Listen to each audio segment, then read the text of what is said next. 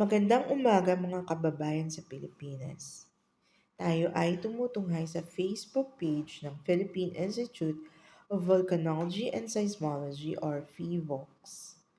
Ito ang ahensya ng ating gobyerno na nangangalaga tungkol sa mga bulkan, mga lindol, tsunami, ang mga galaw nito, at mga kalamidad na dala nito. So, sila ay nagbibigay ng ulat sa lahat ng oras tungkol sa mga pangyayaring ito, lalo na sa mga sakuna na dala nito. Mas mainam na ito ay ating tunghayan at basahin o repasuhin para tayong maging handa at tayong maging ligtas. Ang sabi nga, maging handa bago pa ang sakuna. Kasi ang lindol ay nangyayari ng walang babala. Wala po itong babala, hindi po ito nagpapaalam na darating siya. Hindi po ito katulad ng bagyo na namamataan po sa labas ng bansa at namamataan na papasok sa loob ng bansa. Ang lindol po ay kusang nangyayari sa mga oras at araw na hindi mo alam na ito ay mangyayari. At nangyayari ito sa mga oras na hindi mo akalaing ikaw ay magiging isang biktima nito. Ito ay maaring mangyari anumang oras o araw. So, pwede itong mangyari sa umaga, tanghali, hapon. Pwede itong mangyari habang ikaw ay gising, habang ikaw ay may ginagawa, naglalaro, nagtatrabaho, nag-aaral. At lalong-lalo na pwede rin dito sa gabi, habang ikaw ay natutulog, habang ikaw ay natutulog ng mahimbing. So, alamin ang mga dapat gawin bago, habang, at pagkatapos ng lindol. So, ito ang binigay sa atin ng PhilVox ng mga gabay sa paghahanda para sa lindol. So, meron tong dapat kang gawin bago mangyari pa ang lindol at ano naman ba ang gagawin mo habang nangyayari ang lindol at ano ba dapat ang mga gagawin mo pa pagkatapos mangyari ang isang lindol. So, ating babasahin bago magkaroon ng lindol. Ihanda ang inyong pamilya, tahanan, paaralan at lugar na pinagtatrabahuan. Suriin ang lokasyon ng inyong bahay o gusali kung ito ay nasa kahabaan o malapit sa aktibong fault. Ang fault po ay iyong dinadaanan po ng lindol. Nakatala po yan sa bawat lugar sa ating bansa. At kung ito ay prone sa pagguho ng lupa, liquefaction ibig sabihin madaling mabasa at pagka nabasa po ay syempre masisira po ang lupa. Yun po ang ibig sabihin ng prone to liquefaction. Ulitin ko, kung ito ay prone sa pagguho ng lupa, liquefaction at tsunami, gamit ang Hazard Hunter PH. Bale, titingnan mo sa app na ang tawag ay Hazard Hunter PH kung kumusta ang lagay ng iyong lokasyon. Kung ito ba ay malapit sa aktibong fault or yun na nga, prone sa pagguho, liquefaction, at maaring abuti ng tsunami. Dapat alam natin ang mga bagay na to. Pangalawa, alamin at suriin ang tibay ng bahay gamit ang How Safe is My House? So, meron tong topiko na pwedeng basahin dito rin online sa philvox.dost.gov.ph. Hanapin lang po ito. Pangatlo, alamin ang evacuation plan ng inyong lugar. Pang-apat, isama sa plano ang mga bata, matatanda, buntis, at may kapansanan tulad ng pagtukoy ng kanilang daan tuwing evacuation. Dapat alam ang daan kung saan lalabas kung nasa loob ka ng isang gusali o bahay. Panglima, maghanda ng emergency supply kit na tatagal ng 3 araw o 72 oras. Pang-anim, alamin kung saan matatagpuan at paano gamitin ang mga fire extinguisher, first aid kit, alarm, gamit pangkomunikasyon at emergency exit. So, ang ibang sa mga bagay na to, meron tayong may provide sa sarili natin kahit tayo nasa bahay lamang. Pang-pito, itali o ikabit ng mahigpit sa dingding ang mga mabibigat na kagamitan tulad ng ventilador at aparador para hindi ito madaling matumba at ikaw ay matamaan. Pang-walo, ilagay o itago sa pinakamababa at ligtas na parte ng mga istante ang mga babasagin. Ibig sabihin ay ilagay mo siya sa baba para kung matumba yung istante ay hindi ka matatama itong mga babasagin.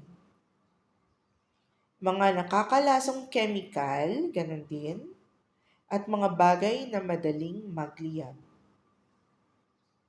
So, para maiwasan ang sakuna.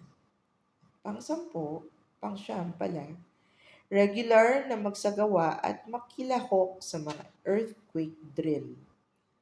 So, usually sa mga komunidad merong earthquake drill.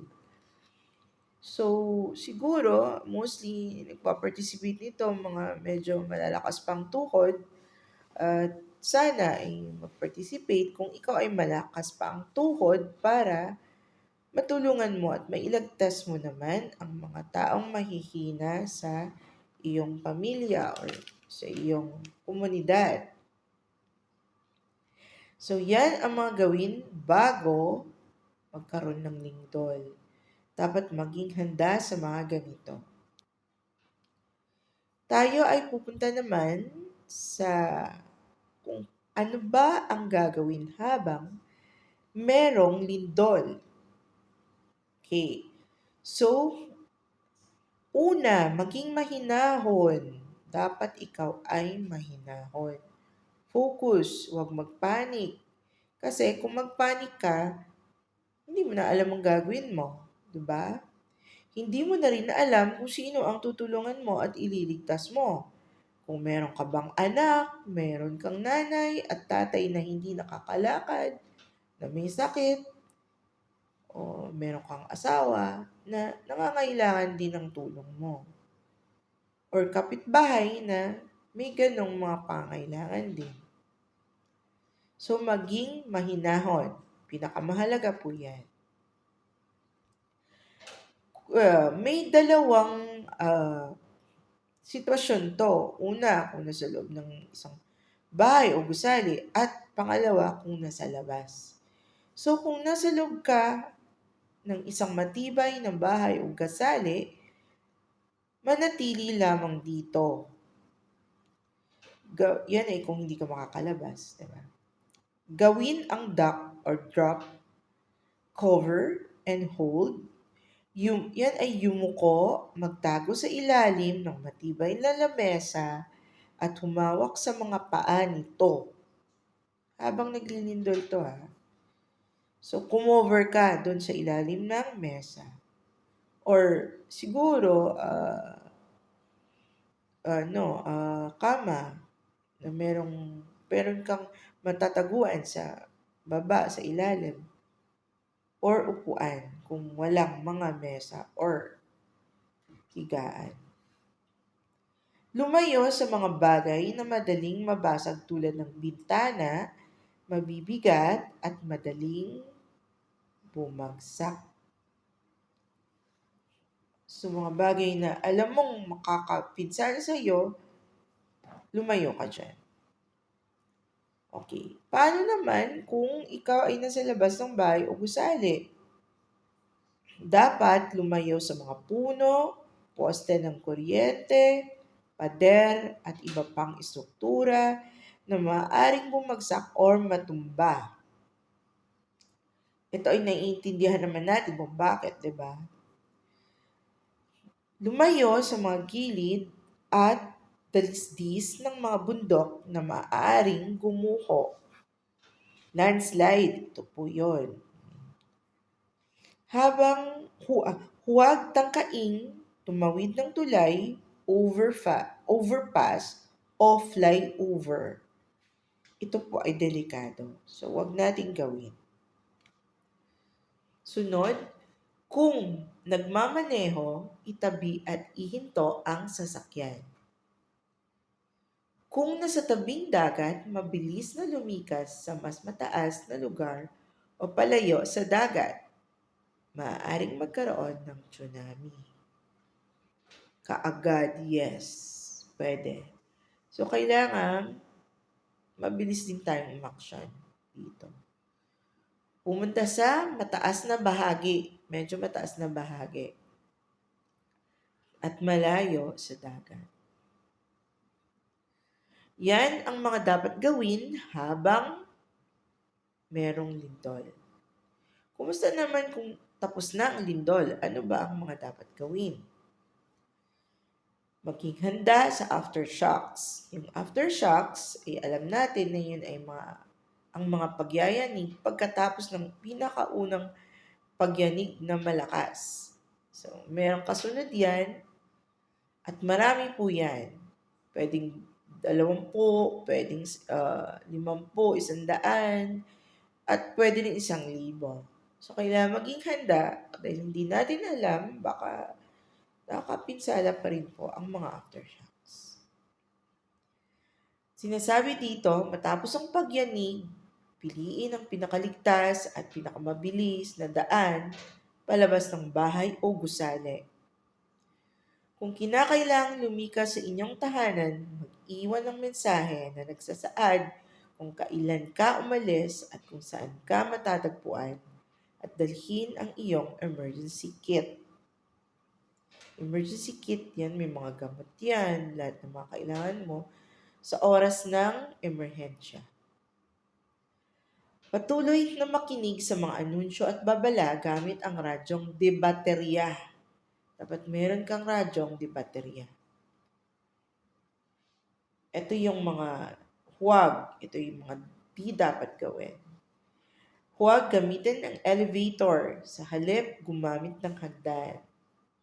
Huwag pumasok sa mga nasirang gusali, tulay, overpass, o flyover. Dahil kung hindi pa ito gumuho, baka ito ay guguho. Or yes. Huwag gumamit ng telepono maliban kung kinakailangan. Hindi ko alam kung bakit. Baka ito ay magkakaroon ng mga siguro wala tong mga signal. Oo. Kasi minsan nasisira din yung mga poste ng network. At ang pinakamahalaga, huwag magpanik. Huwag magpanik. Focus lang. Pilitin mong huwag magpanik. Again, kung ikaw ay nagpapanik, makakalimutan mo ano ba dapat ang gagawin mo, sinong tutulungan mo, saang lugar ka pupunta para maging ligtas ka, ano ba dapat na mga bagay ang dadalhin mo, kasama mo, at baka ito'y makatulong sa'yo. Okay. Susunod, suriin. Suriin ang sarili at mga kasama kung nagtamo ng pinsala. Pagkatapos ng lindol. Suriin ang mga linya ng tubig at kuryente. Kung may nakitang sira, isara agad ang main switch at ipaalam sa kinauukulan. So, lalo na yung kuryente. Katulad niyan, may babala. So, lalo na yung kuryente. Importante po ito. Suriin kung may natapong nakalalason at madaling magliyab ng mga chemical. So, importante din ito kasi baka namuksan ang mga lalagyan ng mga chemical or mga nakakalalason ng mga likido at ito ay magsasanhi pa ng pangalawang sakuna.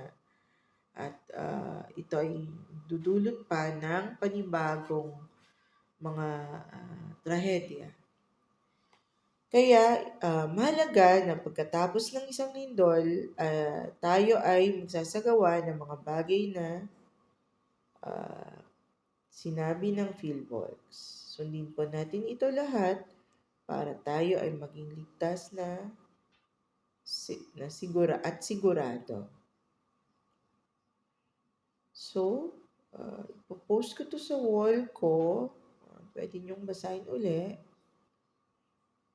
So, ito ay para sa mga taong hindi nakakabasa ng madali kasi merong mga taong malilit kasing sulat nito eh. So, hindi to madaling basahin ng mga matatanda.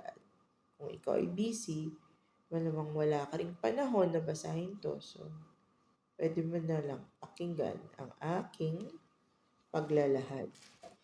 Mag-ingat tayo, huwag magpanik, magdasal at maghanda.